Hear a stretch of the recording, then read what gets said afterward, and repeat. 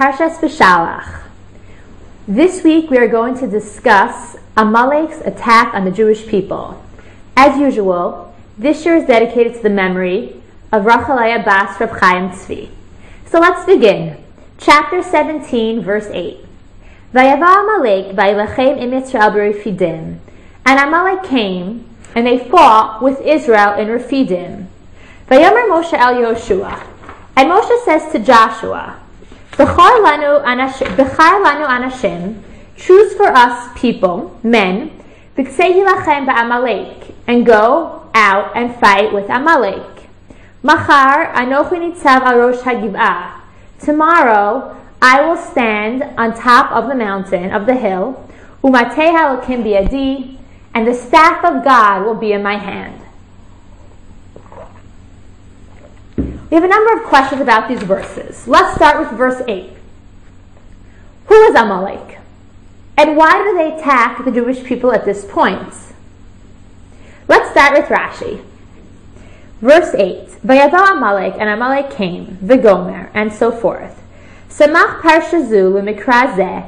He juxtaposed this parsha to this verse, meaning Amalek's attacking Israel is juxtaposed to the previous thing that we have in the Torah, the previous verse, Lomar, to tell us, Tamid ani beinechem, I am always among you, umezuman l'chol tzarchechem, and I'm always available for your needs. Va'atem omrim, and you say, Hayesh Hashem b'kirbeinu, is God among us, im ayin, or not?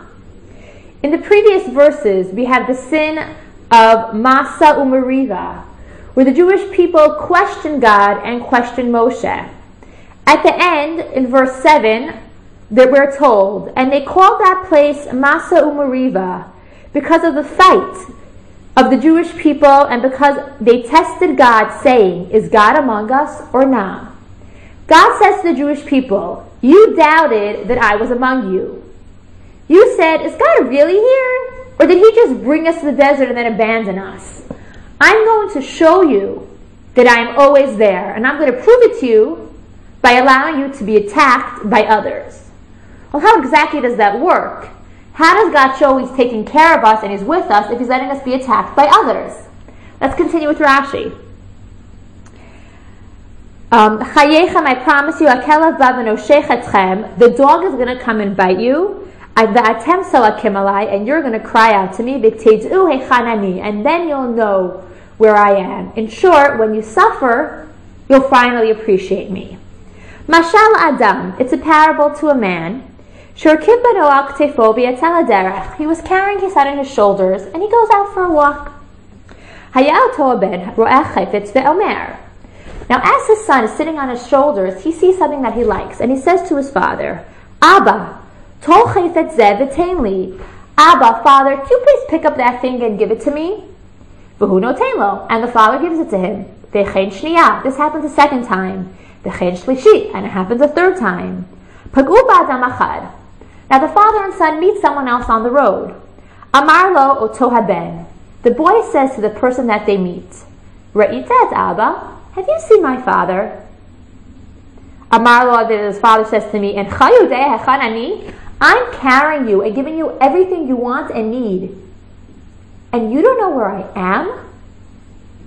Hashlicho ma'alav, he threw him down, uba kalav v'nashcho, and the dog came and bit him. In short, when you feel the lack of God, you'll appreciate what it is to live with God. And that's why God allowed Amalek to come attack the Jewish people. So we understand one side of the story, why God allowed Amalek to attack the Jewish people.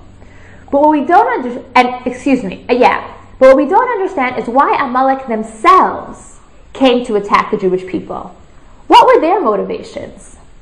Malbim and Abarbanel point out, Abarbanel came before Malbim, that there are a number of reasons why a nation might attack another nation. Well, let's think. Security reasons. Let's say there's two countries bordering each other, and one nation is afraid one of the nations is like harassing the first nation. So the first nation will go and attack them.